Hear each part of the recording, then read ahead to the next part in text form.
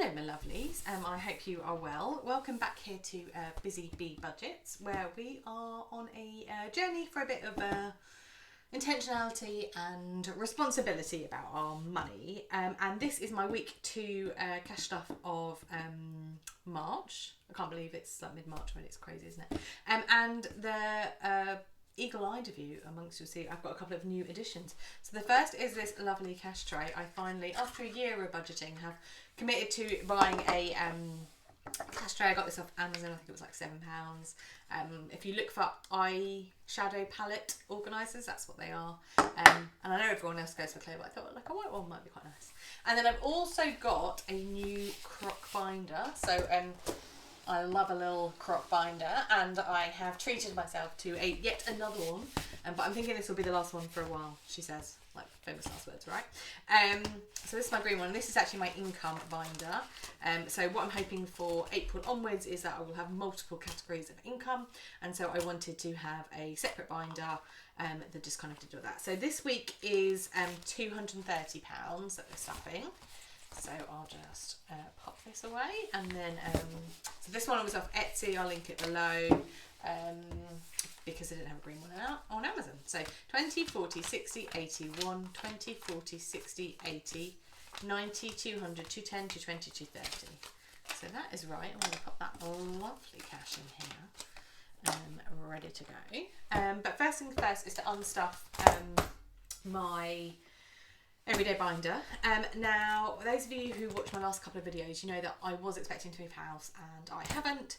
And our house is back on the market, but we'll see if it does sell. And I was expecting my budget to change quite a lot from April because I was expecting to move. But that's not happening. So this week, the reason I'm telling you all this is because this week I spent quite a lot of money on things to just like touch up around the house, so paint and filler and those sorts of things. Just with people coming to look at the house again, I just want to make sure it's looking as good as it can. So I've spent all of my kind of what is allocated for social because I kind of spent it out of my home account. So although I've got nothing left, I've been spending it on good things, not just frivolously spending. So first one is food, and I've actually got some change in food. So I've got 1, 2, 3, 4, 20, 40, 60, 75. So £4.75. So apologies if you have got headphones in or this is too loud. I'll put that in my money jar. And then I'm going to colour in, so £4.75. So this is my homemade penny challenge. I'm going to do this one for March in there. So £4.75 minus £2.09 is £2.66 if I'm right. So we can do £2.66 minus £2.08 leaves us with 58 pence, which is up here.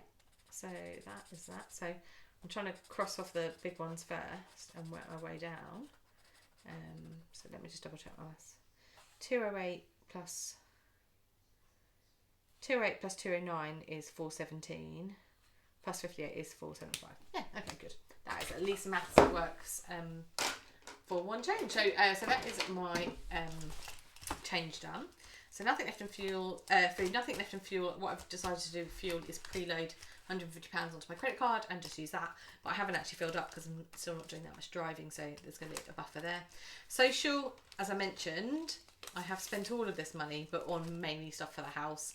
So I bought, I mean, this wasn't about showing the house, but I had to buy a new double sheet because ours ripped. I bought some filler, I bought some paint, bought some new curtain roll rods because ours were kind of falling down. So all of that has kind of come out. So I've got £5 left, so I'm going to pop that to one side. I'm do it in my lovely cash tray. And I'll do that in my 52-week envelope challenge. Nothing left in miscellaneous. I've still got £10 left in giving, but I roll that forward till the end of the month, so that will stay in there. Nothing left in fitness. I have, as I'm now going to be in my current location for at least a couple more months, I've joined a local gym. It's quite expensive, but I think it's going to be really good because it's almost like every class you go to is like personal training. So it is a lot of money.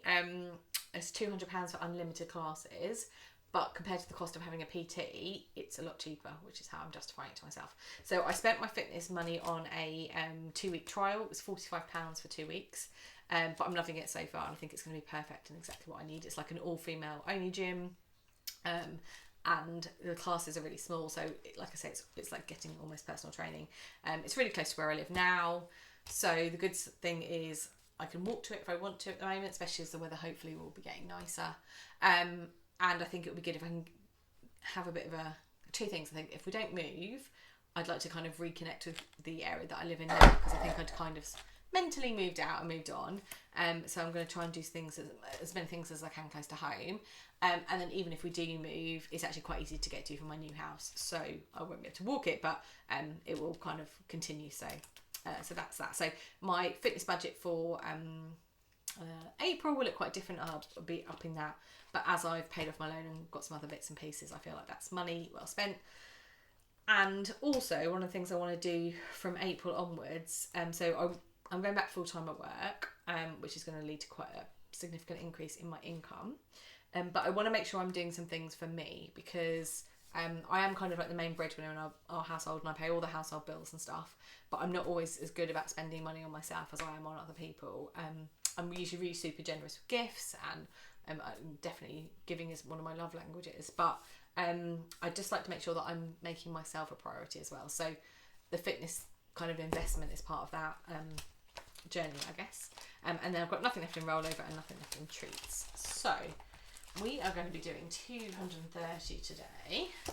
So first one is food, which we'll be getting 100. So 20, 40, 60, 80, 100. And then what I will do is I use the Jam Donut app, and actually I've used that a lot this week, because I've been buying things from like B&Q and Dunelm, and they're all on Top Cashback, and some of them are on Jam Donut as well. So what I've been doing is stacking my rewards. So I go to Top Cashback first, and find out if I can click through that link to get cashback, which more often than not I do. And then I also check Jam Donut to see if I can get a gift voucher to pay for it. So what did I pay for? B&Q, I paid like 50 quid. For like some paint and some decking cleaner and all those types of things. But with the cashback I got from Top Cashback and the Jam Donut cashback actually like kind of reduced it by like £8. So that was good. So food is getting 100, but I'm just noticing that that's obviously not going as far as it used to. So April and May will be months when my husband is working away, which naturally has an impact on my food budget. So I'll be kind of pulling some back, and then we'll see where the prices are. But it just, yeah, every time I go into the supermarket, just like everyone else, I guess, it just looks like it's getting higher and higher. Nothing for fuel. My spends category is going to get 100, so 20, 40, 60, 80, 90, 100. I haven't got too much planned this weekend, and I don't think I'll have to spend too much more on the house, so hopefully I can save some of that for actually to spend on nice social things. Miscellaneous is going to get 10.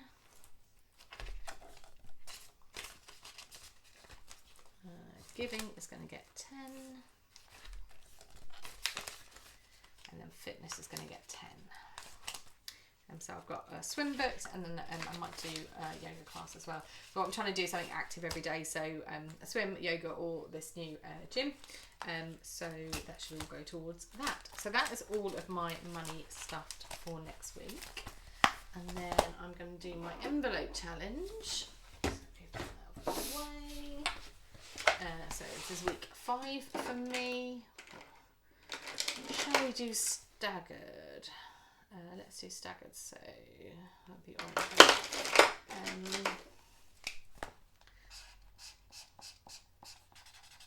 So with this envelope challenge, again, I've just made this myself, and what I am doing is just whatever I've got left over in the week, I'm just adding it into an envelope. So it's not, these aren't the amounts that kind of they'll be, it's just tracking that I've done it every week.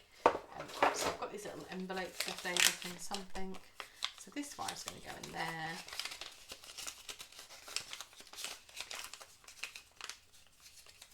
Roll that over.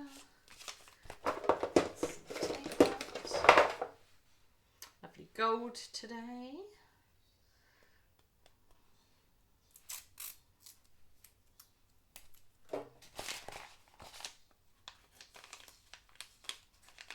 Right, so that's going in there, and then we'll just put 5 on here for the 5th week. So there we go. So that is all fairly straightforward. I've got quite a bit of big spending this week though, because my car's going in for MOT. I need to buy some glasses, as in eyeglasses, and I've got a couple of my nephew's birthdays and my husband's birthday in the next couple of weeks, which I'll buy presents for. So my sinking funds are going to take a battering. So I'm already starting to think about April's budget.